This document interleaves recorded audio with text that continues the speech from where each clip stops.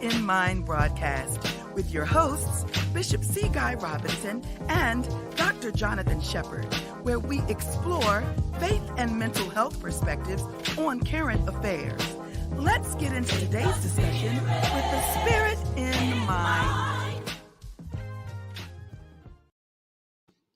Well, great day, everyone, and welcome to Spirit in Mind, where we discuss current events with faith and mental health perspectives. I'm Bishop Guy Robinson, and I count it a blessing, as always, to be able to spend this time with our Spirit in Mind family, and grateful for Dr. Shepard. Good day, Dr. Shepard.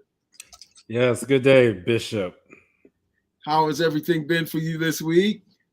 Things have been okay for me, up and down, traveling back and forth to a conference, and but thankful for travel mercies. And it's been a tough week, and I'm sure we're going to talk about that as we move further into this broadcast. But for all of you out there, I know this has been a difficult week for many of you all because of the events that have occurred over the last couple of weeks. But Bishop, I am here, and I am ready for our show. Absolutely, absolutely. And again, we welcome our Spirit in Mind family. And so glad you're with us. We really are hoping you'll be a part of this conversation today. So we want to encourage you to let persons know, and feel free to share. You can join us in sharing this time of discussion, and letting people know, again, that it's time for Spirit in Mind. We're going to be talking about some things that we believe on certainly, again, in the thoughts and prayers of our nation and even our world. And so we'll be talking about that just by way of, for the sake of being thorough, in case there are any persons who are watching and joining us for the first time. We appreciate the power of connection. And so we do want to share a little bit about our means of staying connected and getting updates. And we've got some other exciting things that are happening, as Spirit in Mind will be expanding in our formats in the very near future. So Dr. Shepard, if you are okay with it, would you share how people can stay connected with us? Absolutely. So I want you all to know that we do stay connected with you all through various platforms. You can email me at my Gmail address, jshep2471@gmail.com. If you're in need of direct care services, that means you're in need of mental health services, you can reach me at my office, Hope Health Systems, 410-265-8737. Or like many other people, they go to my website, drjonathanshepard.com, or to my social media platforms. You can reach out that way. If you have questions, or if you're in need of help, we'll do our best to assist you with that. Then you can also reach out to Bishop C. Guy Robinson.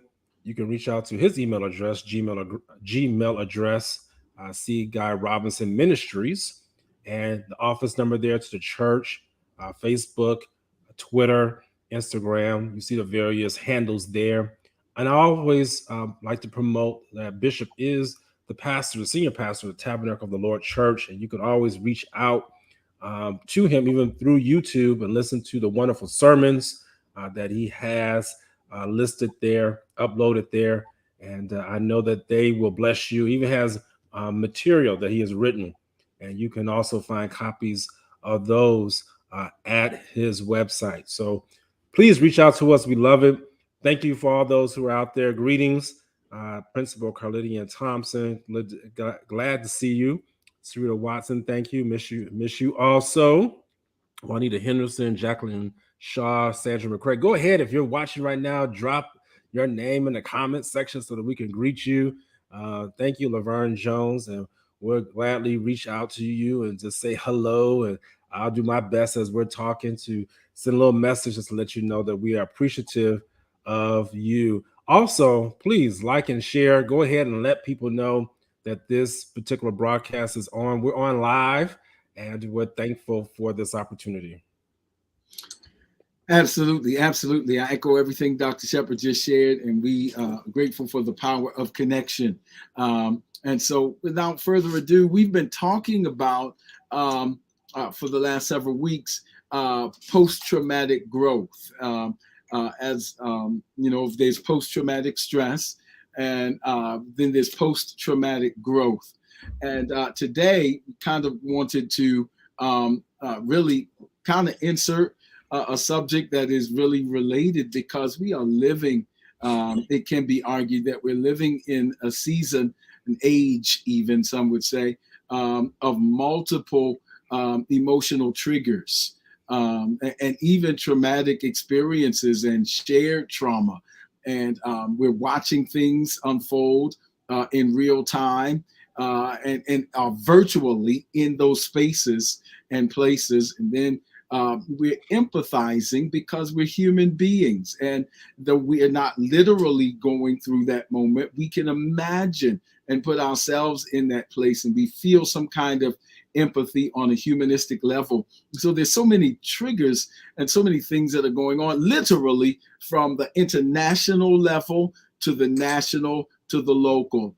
Internationally, even while we've been talking about post-traumatic stress and post-traumatic growth, of course, there's a situation in the Ukraine, and some are saying and how that impacts us in terms of supply chains and inflation, that some are attributing and connecting to all of those events. And so it's really a powerful example in some ways of the butterfly effect, if you will, that what's happening in another part of the world is influencing some things that we are experiencing.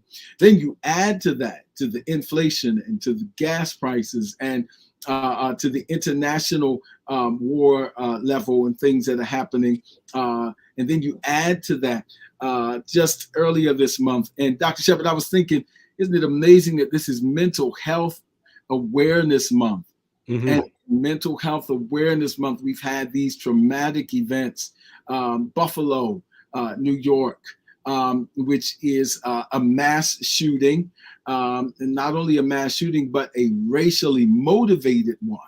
Now, there's two subjects. There's trauma, and then there's race-based trauma. Yep. And so we have that. And then 10 days later in Uvalde, Texas, we have another mass shooting. And it just seems that these things are recurring. And we've been watching persons talk about it because it is very emotional. And those of us, we can identify with parents and imagine being targeted for the color of your skin.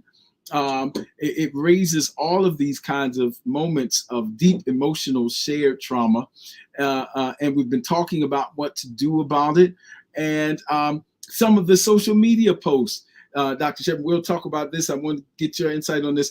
I was looking at some posts that kind of, one of them was a chart, and it's an infinity cycle, really, and talking about how, and maybe it speaks to some of the sense of cynicism or hopelessness. This image is circulating on social media. And you see the mass shooting, thoughts and prayers, Facebook debates, everyone forgets, Congress does nothing, crickets chirping, mass shooting.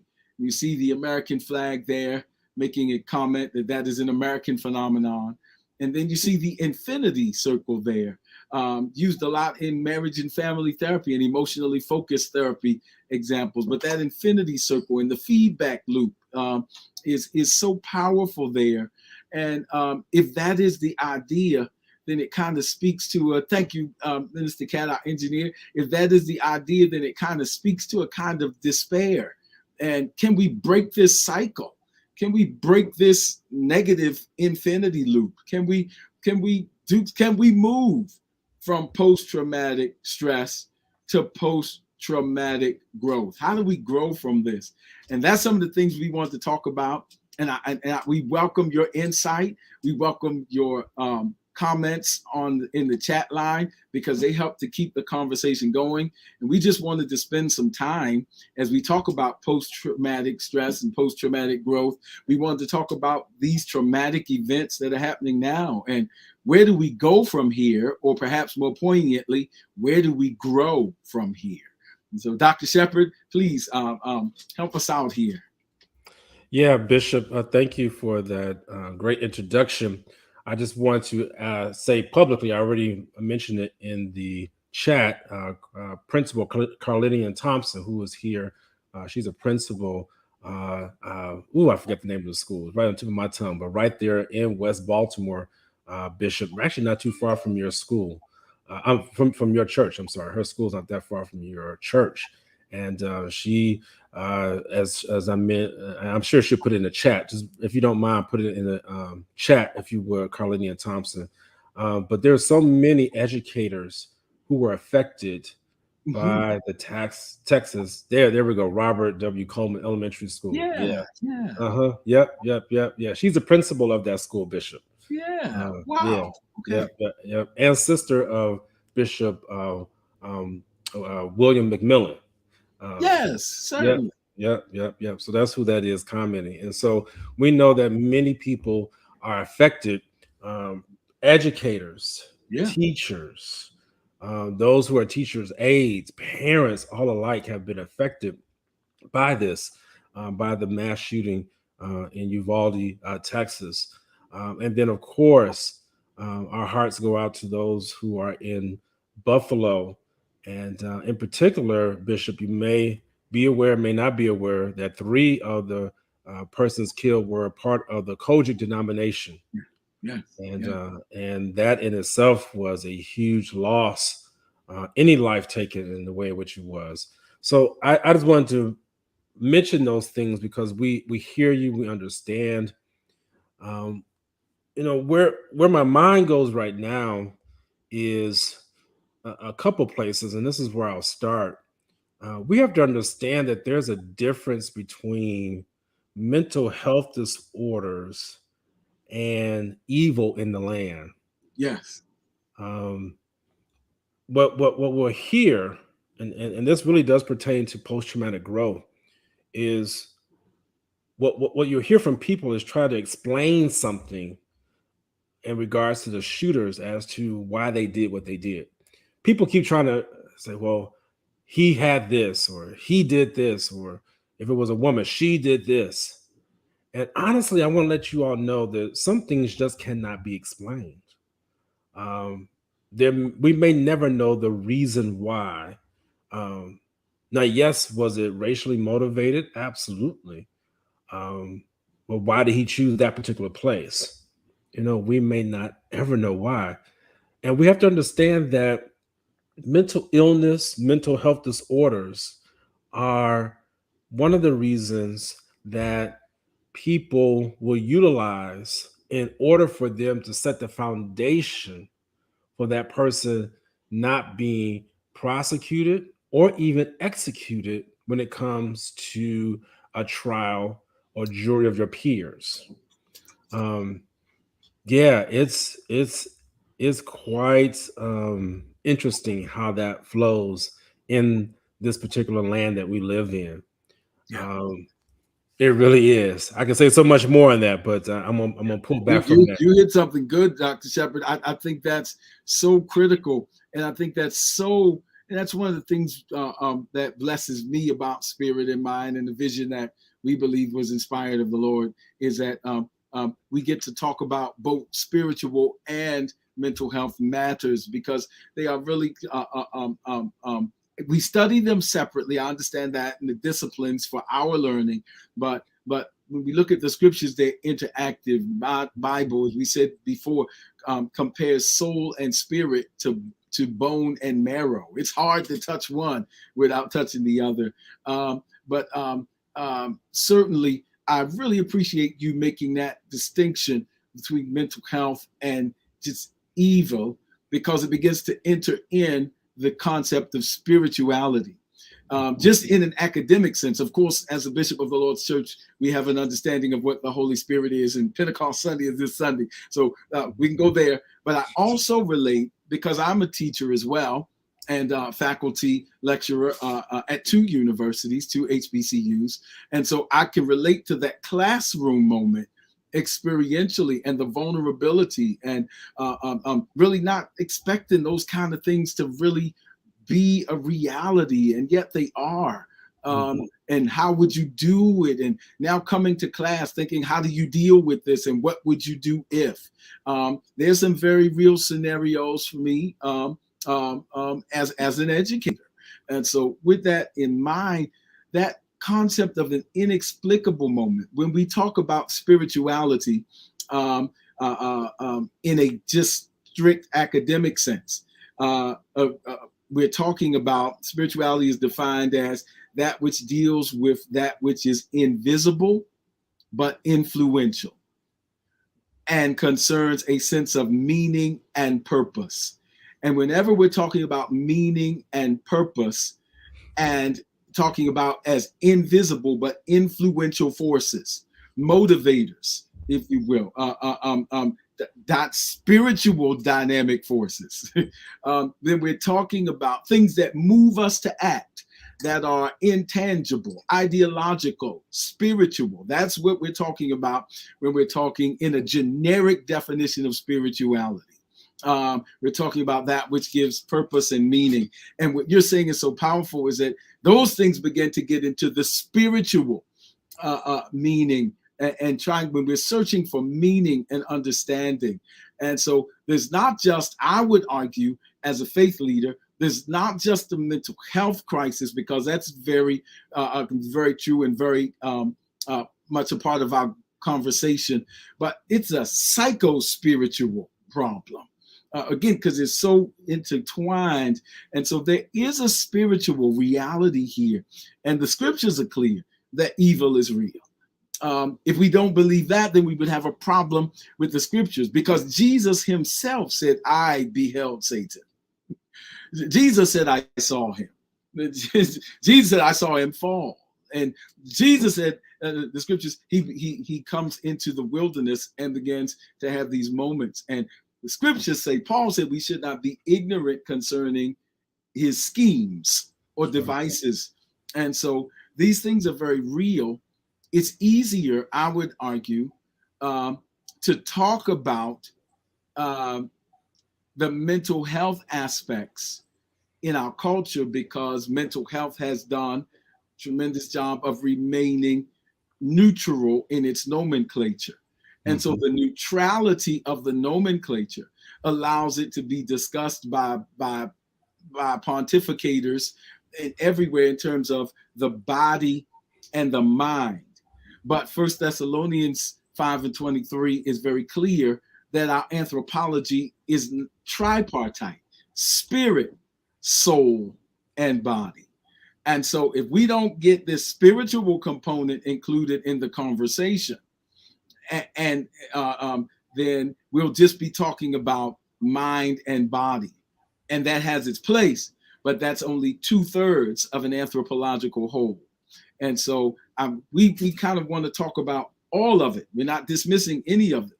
But if we're going to be holistic in addressing it, then we have to address all of those issues. And that's why I appreciate you talking about the concept of evil into the equation. Absolutely, because we have to remember that there is a difference between distressed and disordered. So people who are disordered mentally, they're unable to function properly. These are the people who are typically going to be the victims of those who take advantage of them. So mentally disordered people are more commonly than not the victims as opposed to the aggressors. We must remember that. If you're dealing with a mentally disordered person, they're normally the ones who are going to fall prey to someone who will manipulate them, someone that will abuse them, whether it be physically, verbally, or sexually. And if they're going to be aggressive, they normally act on themselves. There's normally an inward struggle within their own selves where they end up maybe hurting themselves or even taking their own life. The data continues to show that. The data has not changed. We must remember that. And that's very important as we move forward in seeking some of the answers to some of these crimes and massacres that we have witnessed. Now, distressed people are those who are ones who are in the middle of a issue that has just overwhelmed them. All right. Now, you can be mentally distressed or overwhelmed to where you do act out and do something to actually hurt yourself or someone else. Oh, absolutely. That there's a time and period where you can stay so distressed that if you're not careful, you can be distressed and end up at that destination called disordered. And so, so what are you trying to say, Dr. Shepherd? I'm trying to say to us today that remember those who are mentally disordered, that those are the people who are typically the victims and not the aggressors. All right. That's important to remember. Are there exceptions to the case? Always. There's always exceptions to the case. It's not 100%. But typically, more commonly, and I have to remind people about that because when people see someone who's mentally actually disordered, they think that they may hurt them or they may actually come out and abuse them or do something that's horrible. And typically that's not the case. It's typically not the case. But when someone is distressed, sometimes we don't know what we might do. I don't know if anybody out there has ever been so distressed where you end up doing some things that you're not necessarily disordered. You're still functioning, but you're just so distressed. You just find yourself doing some things that you normally would not do. Right. And that is a possible place to be at, where you're so distressed and where you find yourself to do some things that you may not want to do or end up doing that you had not planned to do. So that's why it's very careful. That's why we have to be very careful what we say about people, and then we must also examine ourselves and see where we're at. So I'll put a pin there. But if we're going to also talk about some things that we can do, Bishop, we've got to make sure that as we move forward, that we're putting people in place in our local, state, and federal governments who understand the difference between mental health disorders and evil. I mean, it just, honestly, we've got to do that. And we've got to have people who can stand up and say to those who may not agree with us wholeheartedly, such as the NRA or some of these other lobbyists, let them know you can have your point, but it's not going to supersede what I know and what and what I stand for. I'll say it like this: the data has continued to show that there is no need for common citizens to carry semi-assault rifles. It doesn't. There is no difference. I mean, there is no need for that. There's no need for a person to have an AR-15 at 18 years old, and you're not involved in a war. I'm not getting into the Second Amendment that allows for people to bear arms. I'm not getting into that. But what I am getting into is the fact that there is a need for a restriction. There needs to be background checks. There needs to be some way of checking and putting things in place so that when you get to a point where you're distressed, see what happens is when you become distressed, if you have the wrong tools in your hands, you're liable to use that tool and go off and do some of these things that these people have done. Absolutely. That's why you have to have people who represent you, who can say, and they might not even be, people who look like you. They might be people from where you came from. Then that's okay.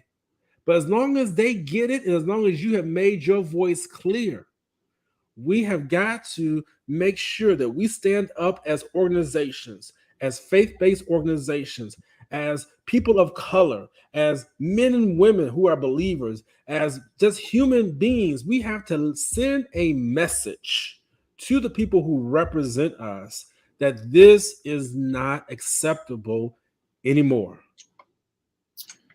Yeah, absolutely. And these are the things that have to be discussed. But you bring up something so powerful when you were talking about you have to have these kinds of conversations about the issues. And we have to be able to do that. And I appreciate the way you put that, Dr. Shepherd, in terms of we may not have the same ideology, but can we possess civility? And so when we're looking at this, several things come to mind for me. One is systemically. What does this say about, or can we agree that there needs to be, or that can we agree that we may have a systemic problem? And by that I mean we live in a nation that really is that values individual thinking. So individual thinking is personal responsibility, and you can isolate all of these events. And if you isolate all of these events, there's Columbine in 1999, there's Parkland, there's Charlottesville, there's Orlando just a few years ago, the nightclub there, there's Buffalo. Most recently, those funerals are still happening right now. There's Uvalde, they're being planned, those funerals. And so if you isolate all of them, it's easier to just kind of say, let's move on. That's individual compartmentalized thinking. But as a systems thinker, when you look at it, is there a systemic issue that does this not, I saw an interview that someone from outside of from another nation was doing with one of our U.S. senators, and it asked him, why do you have this problem in America? We don't have that like that here, like school shootings. So are these things separate, or do we have a problem? And then if we have that, then we have to talk about other motivations.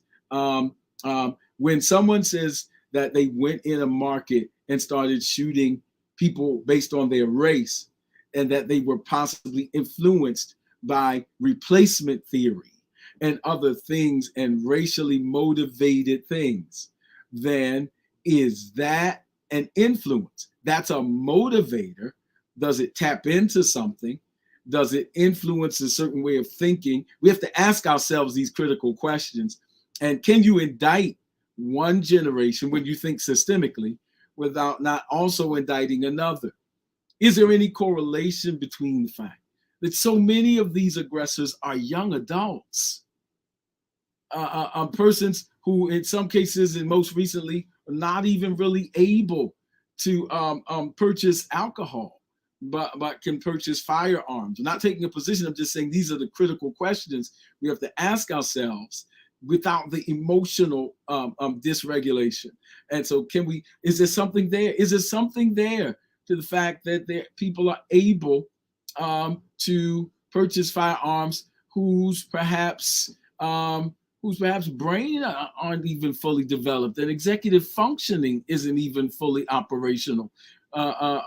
Is there some connection? And we have to ask these kind of questions. So can we expect them to really have adult, mature coping skills? And what does the culture of incivility, when we see persons arguing and getting sound bites that insult even in our public officials, and they're modeling incivility and the inability to be bipartisan, as one of our readers said, the inability to do that without insult. And when we live in this insult culture, how much of that influences and models unhealthy interpersonal skills? So do we have any responsibility for that?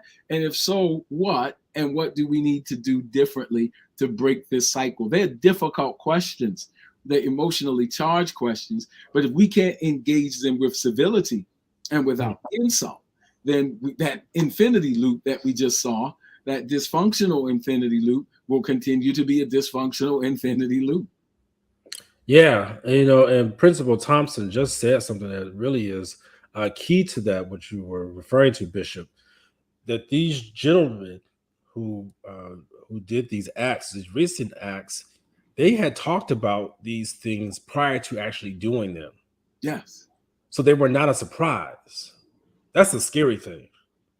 The one in Buffalo had actually scoped out the top supermarket, had even asked the Caucasian person who worked in the delicatessen area. He asked her, why are you working here in such a place where so many Black people go, and called her an in-lover. I mean, it's crazy to think about. And I use that word there sufficiently, because I don't use that word crazy often, but that it fits right there. it really shows us that we must stand up and say something. That's a scary thought, Bishop, that the Uvalde murderer was already called a school shooter before he actually committed the crime. There were people who were already calling him school shooter because they had heard, they had known about these ideas. And what I want to submit to you is that there are other people who you may know, you might be listening to this on this broadcast, wherever it might be heard, and you know other people who may be saying some things that you just don't like.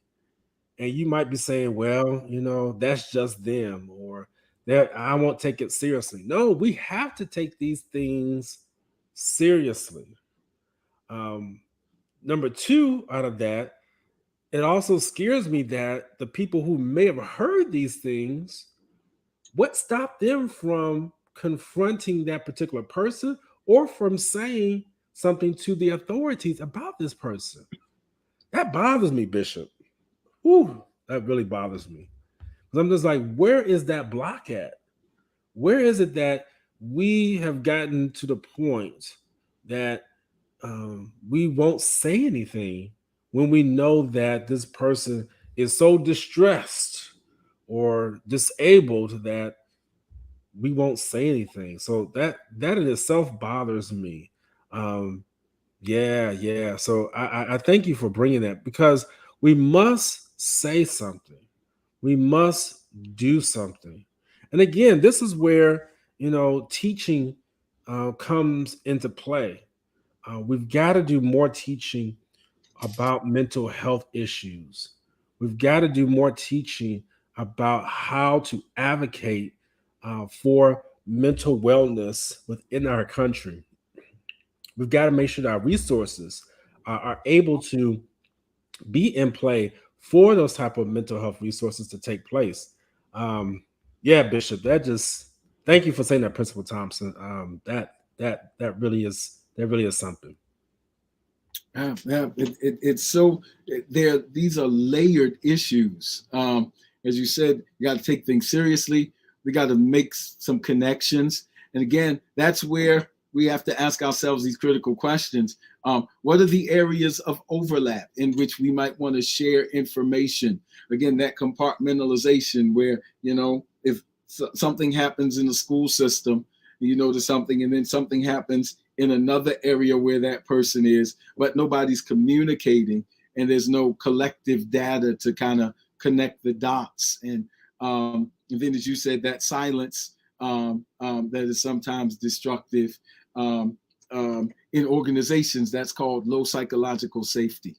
When no one wants to speak up about things that are going on in the organization for self-preservation purposes. Subsequently, that's how things are broken. Cars are made with defects. Somebody sees something, but they don't say something because that low psychological safety. There's not a culture in which persons feel that if you see something, say something, kind of way of doing that well. Communication skills, and all of that is layered. And I include I include that part about prayers as well. I'm not taking that out of the equation. I know in our frustration sometimes, you see posts that say tired of thoughts and prayers. I'm not taking that out of the equation. I don't think any person of faith can take that out. We're adding to it, but I think that's still the foundation. The scriptures don't say men should stop praying. The scriptures say men should always pray and not faint. And the effectual, fervent prayer of the righteous availeth much. It may be happening in spiritual realms where we're not aware of, but it can break strongholds. It can break hearts of people who have become recalcitrant and dug in on their positions. What changes a man's heart that was so gung-ho for this way, and then all of a sudden says, now I see? Boom. That's a spiritual matter.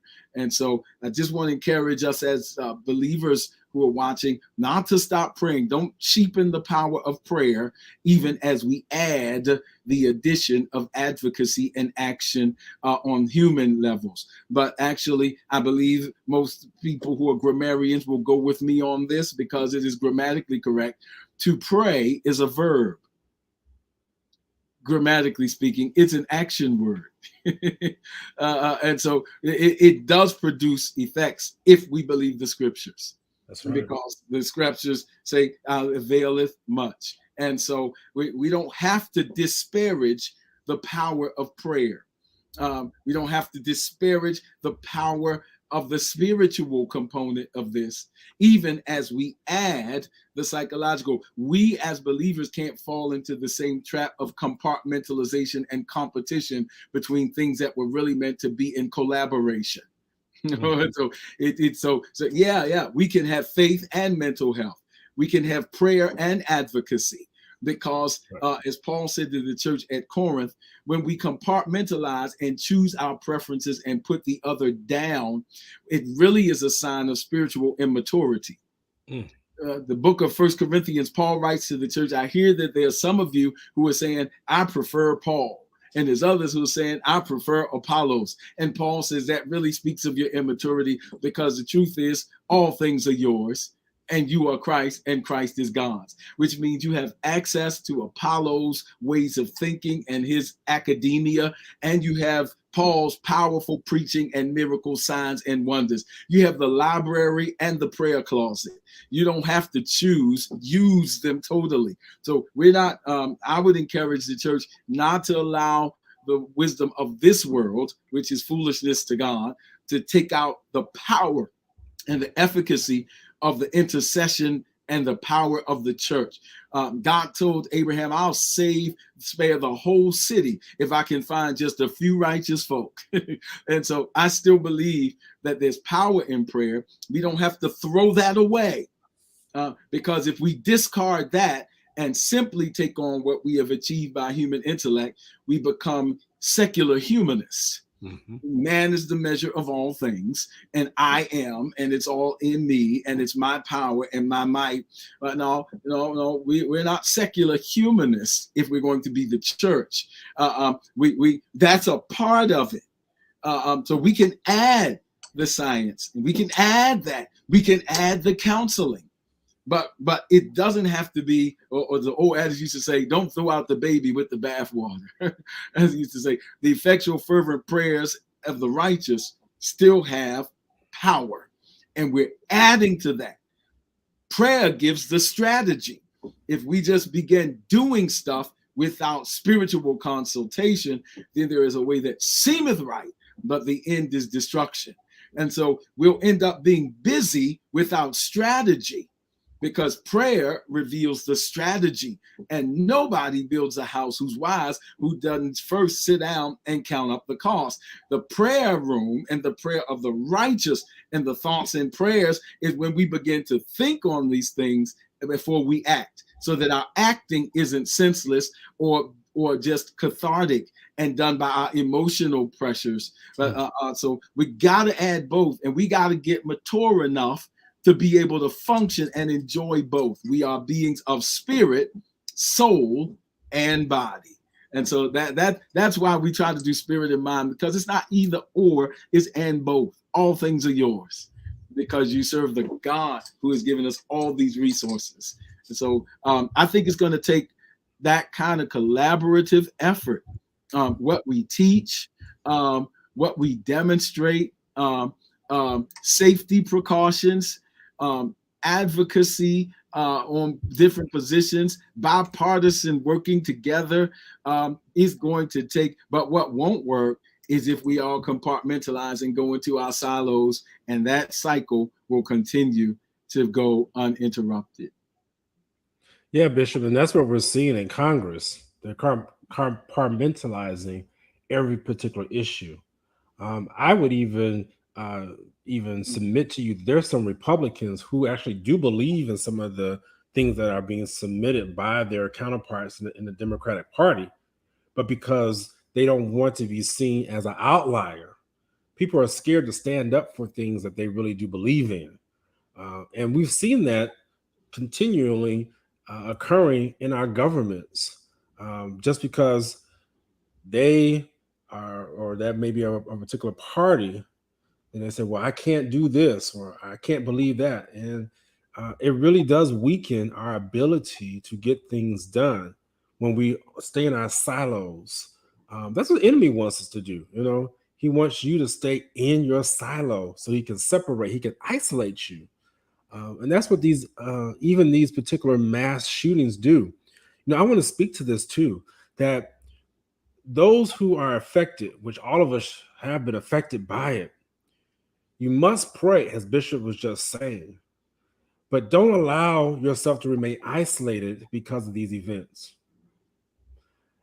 Bishop, I've been hearing that those up in Buffalo are scared to go out their houses. They're scared to go to the grocery stores. They don't want to leave home. And that top supermarket was the only supermarket in that area for about 2-3 miles, something like that. So, someone says a food desert. I think someone came behind and said, it can't be a food desert. It's just a desert means I forget how they said it, but it was greater than a food desert. But honestly, they would say it's a systemic issue there. People are just afraid. And what we have to be aware of, yes, these things are very troublesome. My God. I mean, to the point to where it brings tears to your eyes and overwhelms you and dampens your mood and dampens your spirit.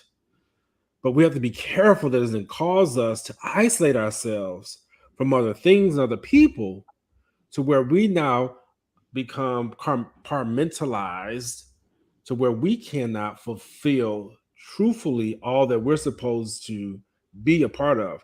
That's what post-traumatic stress will do. That's how you have post-traumatic growth, is that you have to understand that isolation is something that is keeping you from the growth. Right. If you're going to grow, you can't stay in your bubble. You have to break out.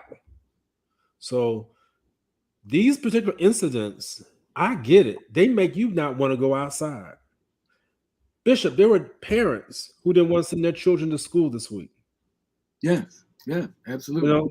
I get it. Who wants to send your child to school not knowing what is about to happen next? I think Janet Rogers mentioned about the need for more training or have a different design within the classroom so there's immediate access to safe areas. Yes. Janet, I hear you, but let me tell you, they've been doing it.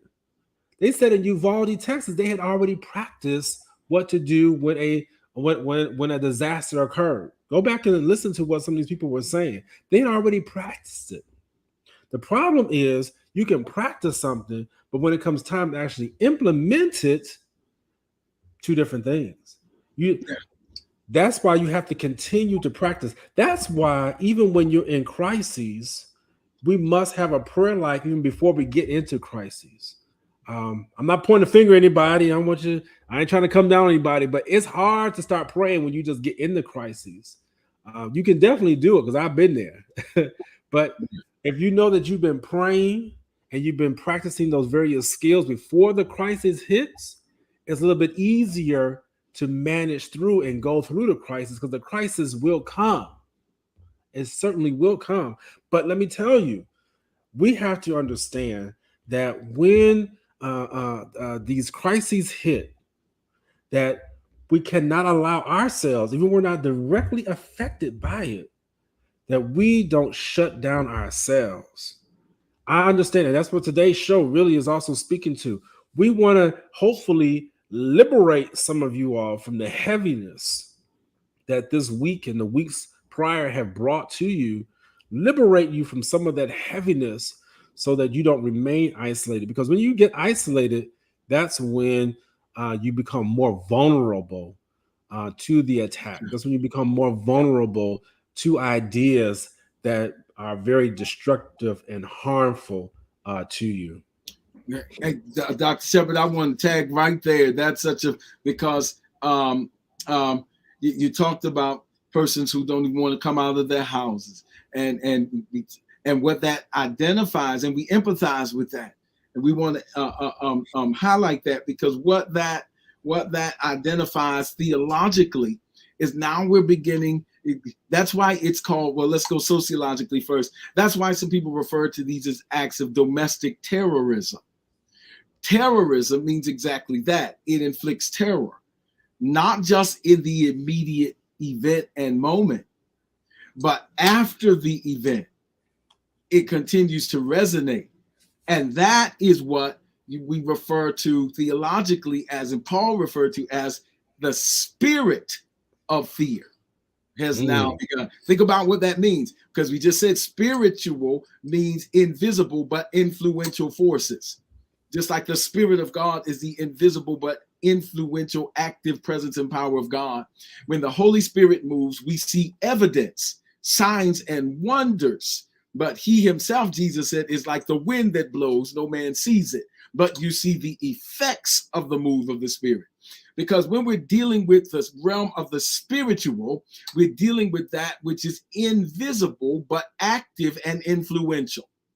So he says it's the spirit of fear, the pneuma delia in the Greek. And I can't stay here long, but there's a distinction in Greek between delia and phobia, two different words for fear. The phobia is objectified. It's something you can touch, you can feel. And so it's a fear of a specific object. The delia is the timidity and the anticipation of something that has not happened, but in my mind, I've already begun to conduct myself and go through psychosomatic experiences as if it is happening. And that is the spirit of fear. He didn't say fear, he said the spirit of fear. And so now there's a spirit of fear that continues to grip the culture even after the event. We talked a few weeks ago about a traumatic event, a traumatic experience, and the traumatic effects. The traumatic event can be over, but the experience can still be ruminating in the minds of different people and producing the effect. The effect is the spirit of fear, because now the event is over. The object is no longer there. It's no longer objectified, but it's internalized. And so now it is the spirit of fear. And Paul says God has not given us that. But that doesn't mean we don't experience it. It just means that God didn't give it.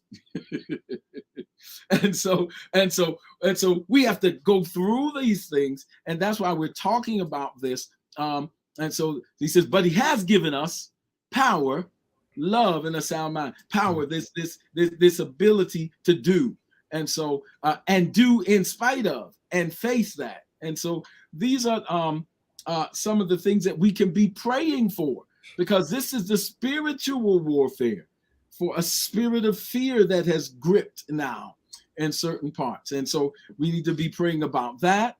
We need to be praying about the hearts of our officials. If you look at it on a continuum and not as a compartmentalized event by event, but if we look at it on an arc of a moral universe, like Dr. King talked about, then we have to kind of see that there's some things here that are repeating themselves in a not so healthy way.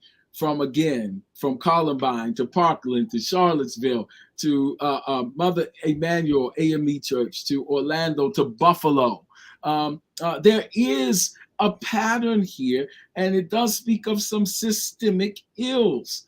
And so we have to acknowledge that and then begin to go through what we need to do to address that on multiple levels.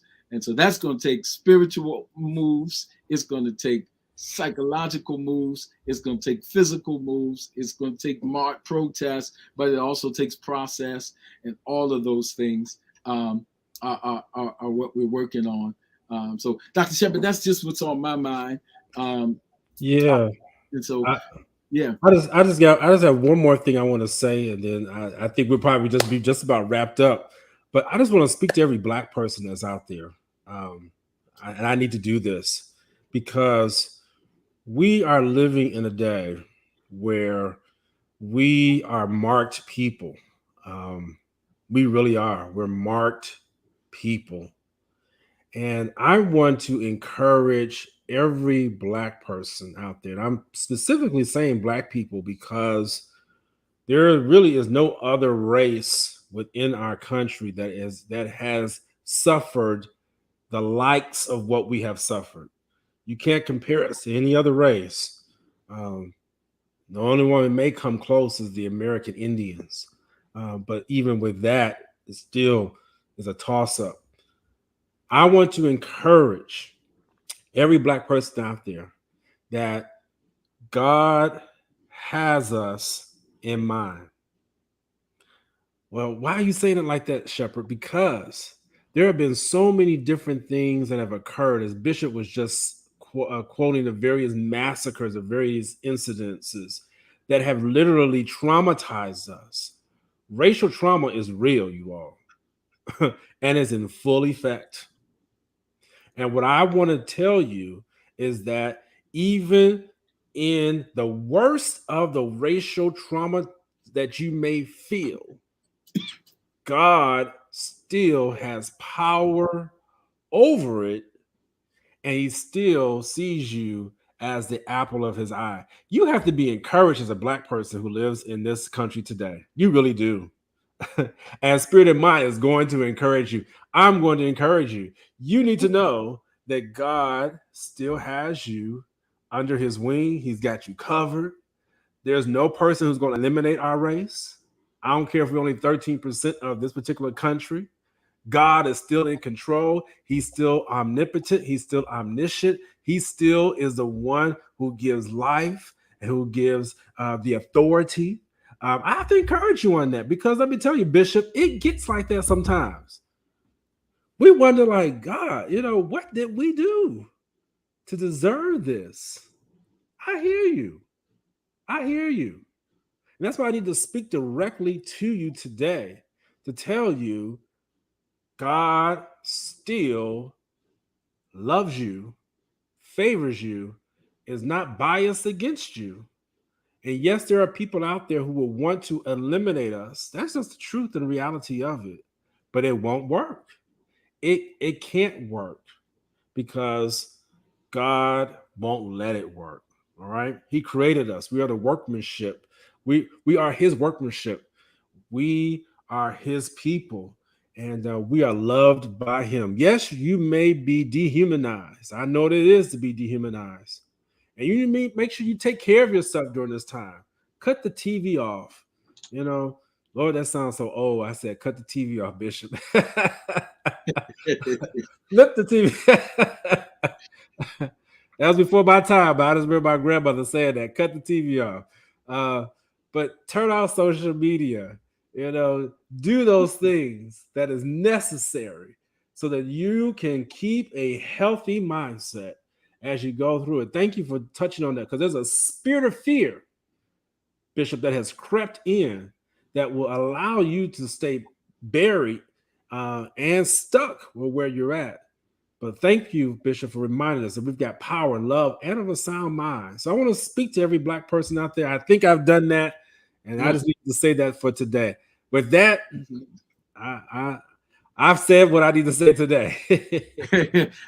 Listen, I do want to talk to you about self-care a little bit. I came across this just a couple of tips from actually Therapy for Black Girls, but it does work for us as Black people and as people in general. Some suggestions of self-care when the news is difficult. And Dr. Shepherd may want to elaborate this in the very few moments we have left. But number one, and he just hit on it, that's what brought it to mind: unplug and filter, which means if you need to completely take a break from the news and social media for a minute, do that.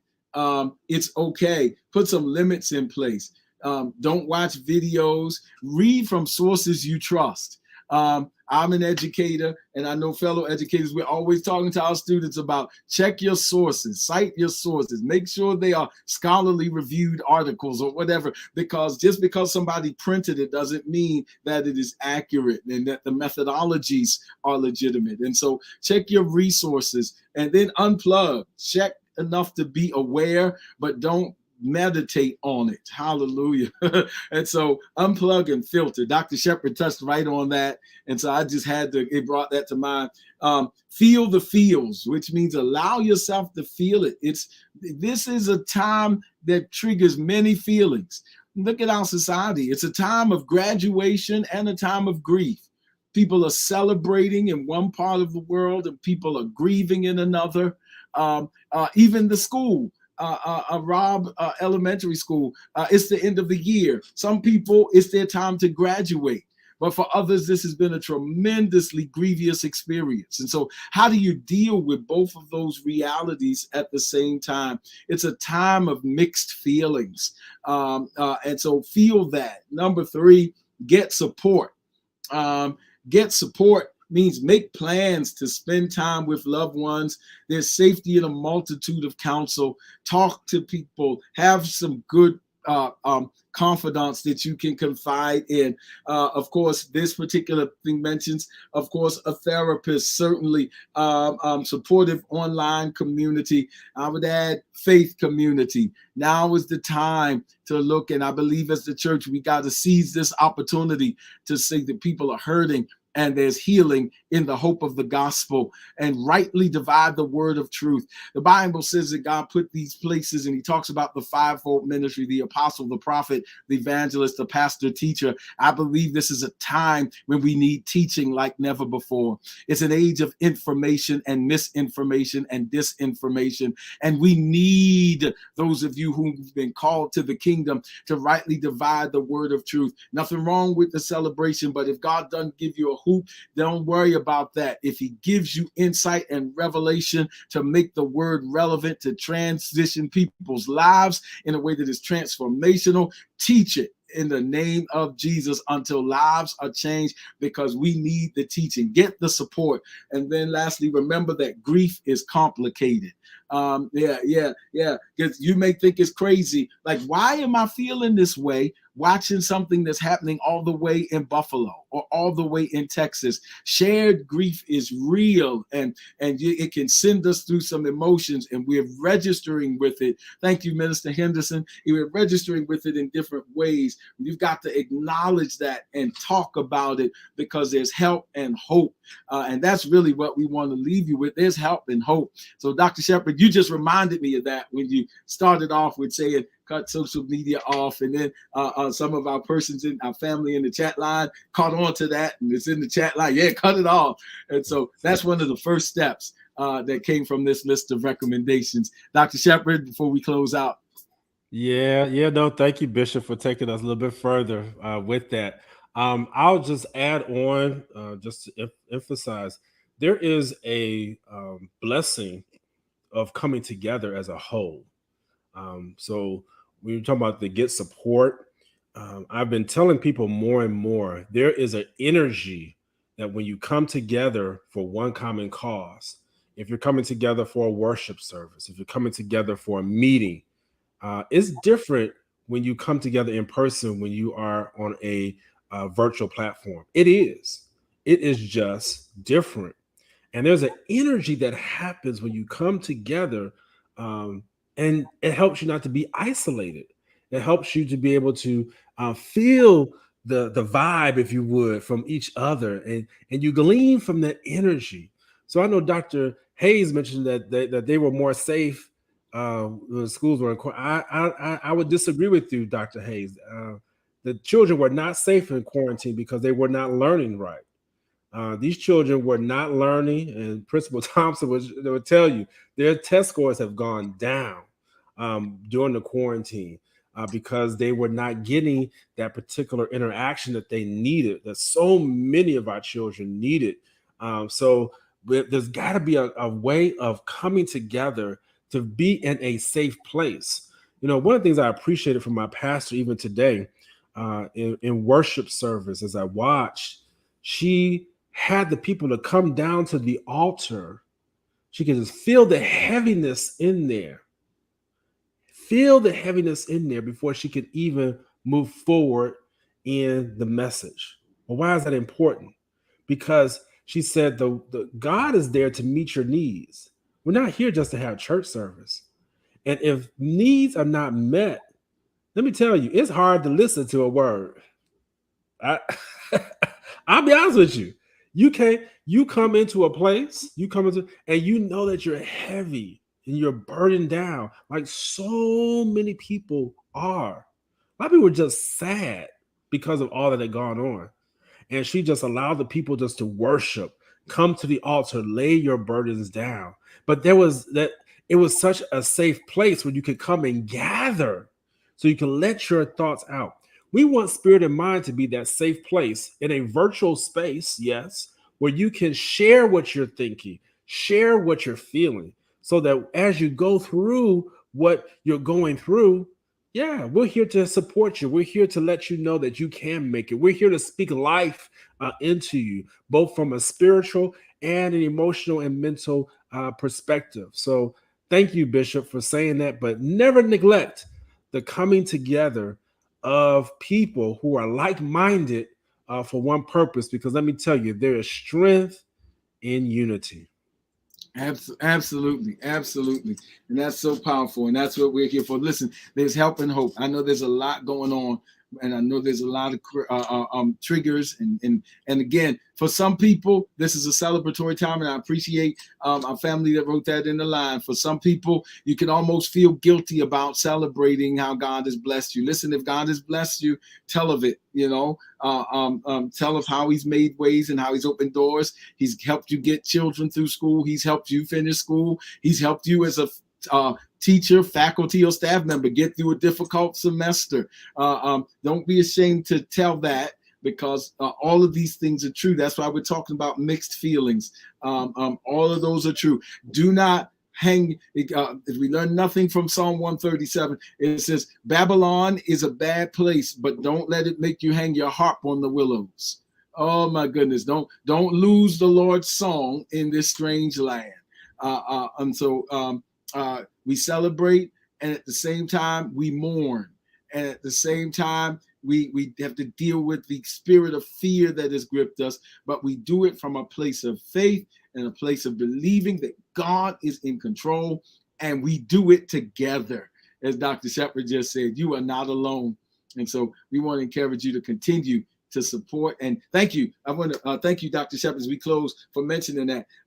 Faith family, in your respective houses of worship, give your pastor some liberty to do some things that are unconventional, because these are unconventional times. We got to be open to the Spirit of God moving us around liturgically and changing some things and saying, listen, no, we need to stay right here, or no, we just need to pray today, or no, I don't have 3 points in my sermon, I just got one, but we need to stay right here, and God's going to break some yokes right here and do something. Because even in all of the midst of all of this, those of us who know the Lord know that when things really get rough like this, God is about to show himself mighty and show himself strong. I don't know how he's going to do it.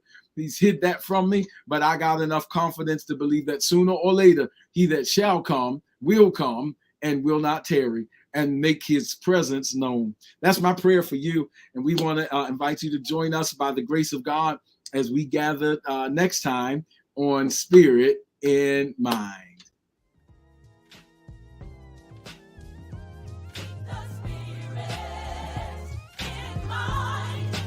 Don't forget to follow us on social media. We're on Facebook at Spirit in Mind, and we're also on Instagram at Spirit in Mind Live. Join us next time for a new episode of Spirit in Mind.